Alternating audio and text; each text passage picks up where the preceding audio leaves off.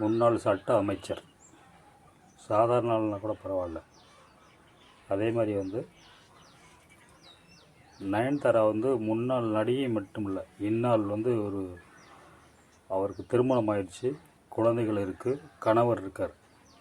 அப்படி இருக்கும்போது ஒரு தமிழ் பண்பாடு, ஒரு கலாச்சாரம் உள்ள ஒரு மாநிலத்தில் இருந்த முன்னாள் அமைச்சர் வந்து இந்நாள் முதலமைச்சர் ஒரு திட்டம் போடுறாரு, ஆக்கப்பூர்வமான திட்டம்.